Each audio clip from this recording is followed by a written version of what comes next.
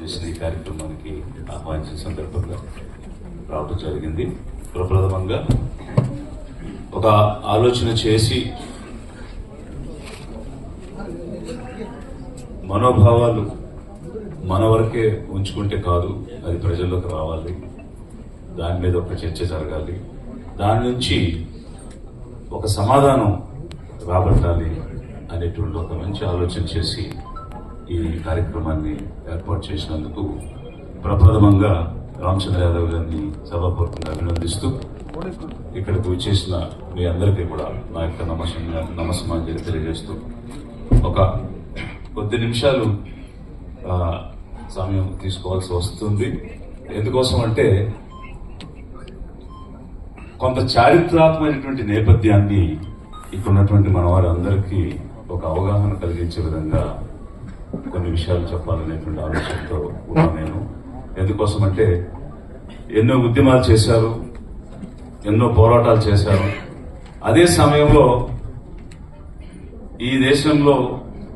ఈ దేశ మూలవాసులుగా ఉండి, ఉత్పత్తి కులాలుగా ఉండి, సంపదను సృష్టించి ఎలా నష్టపోతున్నాము, ఎలా కోల్పోతున్నాము, ఎన్ని సంవత్సరాలుగా ఈ రకమైన దోపిడీ మోసం జరుగుతూ వచ్చింది, ఎవరు ఎలాంటి కుతంత్రాలు పన్నారు అన్నది గమనిస్తేనే మనం అప్రమత్తంగా ఉండి ఎలా ముందుకెళ్ళగలుగుతాం అనేది తెలుసుకోగలుగుతాం. అందుకోసం కొంచెం సమయం తీసుకుంటాను, మీరు అన్యదా భావించొద్దని చెప్పేసి అధ్యక్షుల వారిని మిమ్మల్ని రిక్వెస్ట్ చేస్తూ, రిజర్వేషన్స్ అనేటువంటి అంశం గురించి ఈరోజు మనం చర్చిస్తూ ఉన్నాము.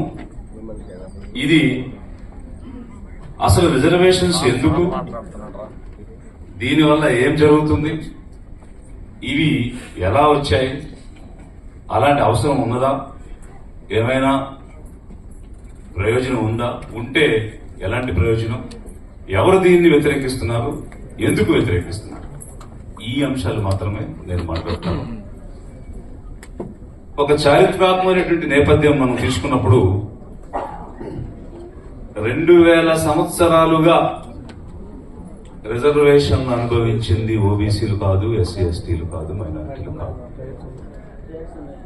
ఎందుకు ఈ స్టేట్మెంట్ నేను చెప్తున్నానంటే, బిపి మండల్ గారు తన యొక్క రికమెండేషన్స్ 13th చాప్టర్ గురించి 13th చాప్టర్ లో చెప్తూ 7వ రికమెండేషన్ లో వారు మాట్లాడిన అంశం ఏంటంటే, 3 వర్ణాలు చాతుర్వర్ణ వ్యవస్థలో త్రివర్ణాలుగా చెప్పుకునేటువంటి బ్రాహ్మణ, క్షత్రియ, వైశ్య, వీరు వేల సంవత్సరాలుగా ఈ దేశంలో ఉన్నటువంటి సంపదను గాని, అవకాశాలను గాని, రాజ్యం ఏలే అధికారాన్ని గాని కబ్జా చేసి వారి గుప్పెట్లో పెట్టుకున్నారు.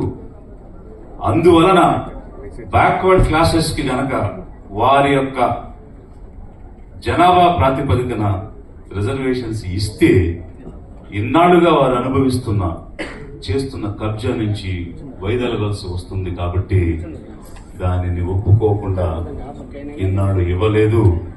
ఏ రోజైతే మేల్కొని దానిని మనం పొందగలుగుతామో అప్పుడు నిజమైనటువంటి పాలన, స్వపరిపాలన అనేది వస్తుంది.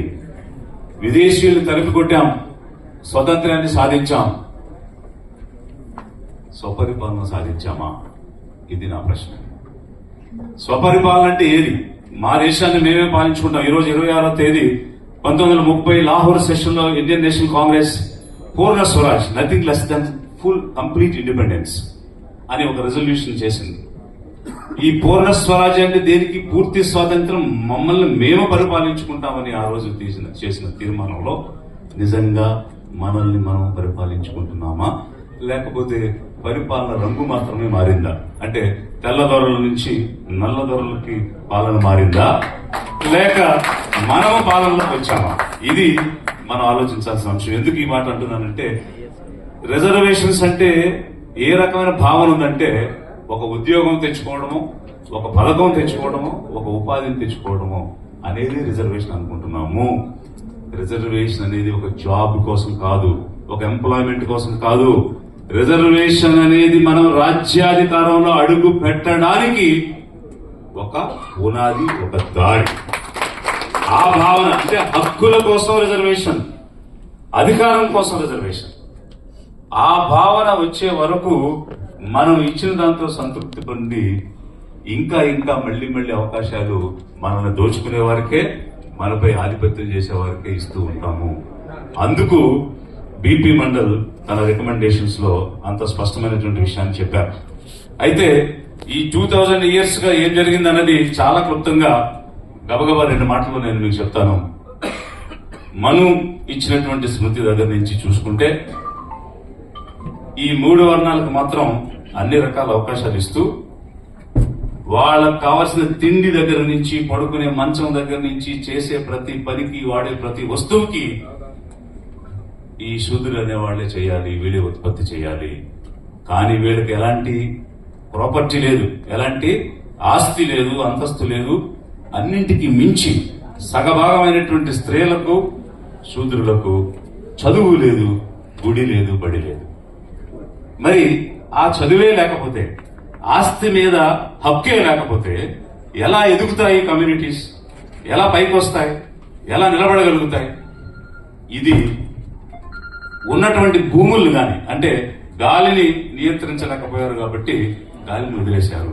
నీరు దగ్గర నుంచి, నీరు గాని, భూమి గాని, భూమి లోపల ఉన్న గనులు గాని అన్నింటినీ కూడా వారి చేతుల్లోనే పెట్టుకుని, అధికారం దగ్గర నుంచి ప్రతి అంశాన్ని కూడా వీరి చేతుల్లోనే పెట్టుకుని నలపడం వల్ల ఎలాంటి ఆస్తులు లేనటువంటి పరిస్థితిలోకి నెట్టివేయబడిన ఈ 2000 సంవత్సరాలు. ఎప్పుడైతే బ్రిటిష్ రావడం జరిగిందో, వారు విద్యను పరిచయం చేయడం జరిగిందో,